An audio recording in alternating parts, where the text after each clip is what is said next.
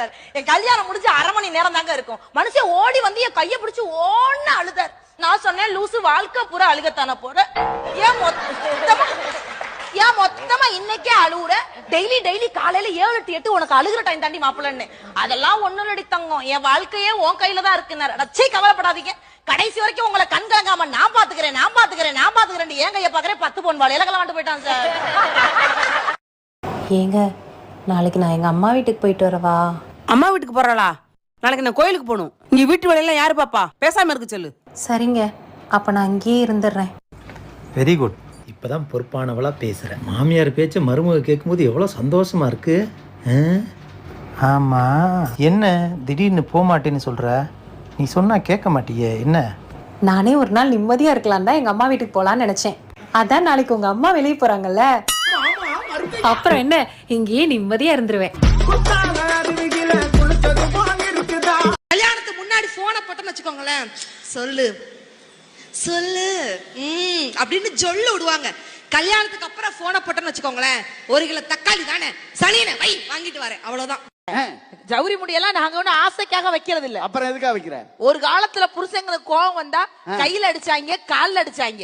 இப்ப ஆவுனா பூரா பயில தலைய புடிச்சே அடிக்கிறாங்க. தலையில கை வைக்கும் போது உங்களுக்கு எதுக்கு கஷ்டம்? இந்தாடா மாப்பிள்ளன்னு கையில எடுத்து கொடுத்துட்டு நாங்க போட போயிட்டே இருப்போம்.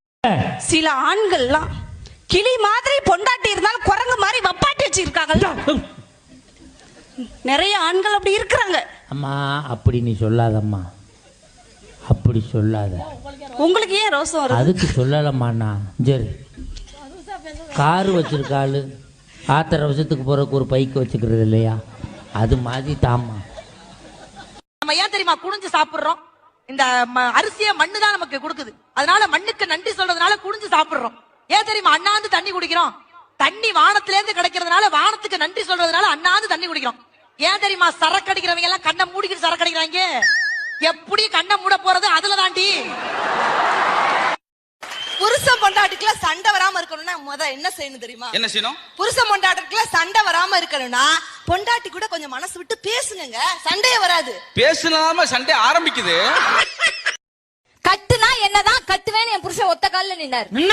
சத்தியமாங்க, ஜஸ்ட் 6 months தான் ஆகுது கல்யாணம் ஆகி.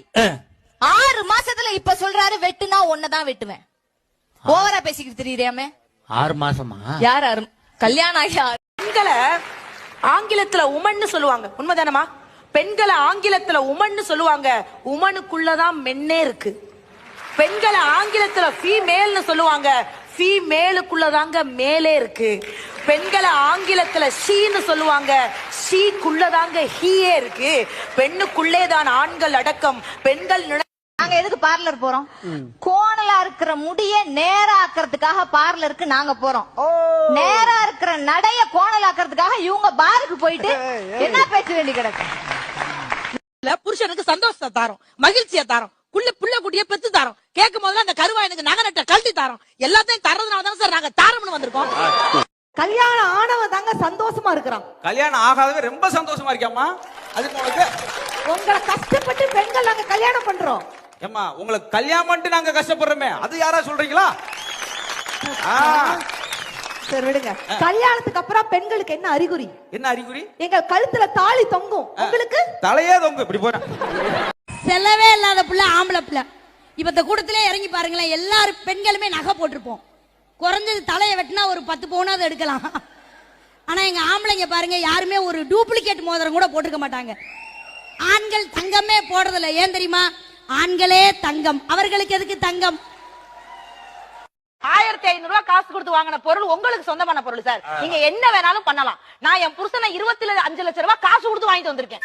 அது எனக்கு சொந்தமான பொருள். நான் துணி துவனா துவைக்கணும், பாத்திரம் வளர்க்கணும், வீடு கூட்டணும். ஏன்னா நான் காசு கொடுத்து வாங்கியிருக்கேன் சார். கல்யாணத்துக்கு முன்னாடி ஆம்பளை பசங்க போடுற மேக்கப்புக்கும் பொம்பளை பிள்ளைங்க போடுற மேக்கப்புக்குமே வித்தியாசம் இருக்கு. பசங்க மேக்கப் போட்டு வெளியில போனா கடத்தருவுக்கு போறான்னு அர்த்தம். ஒரு பொம்பளை புள்ள மேக்கப் போட்டு வெளியில போனா ஏதோ ஒரு பையல நடுத்தருவுல விட போறான்னு அர்த்தம். அது சத்தியமான உண்மைதானே.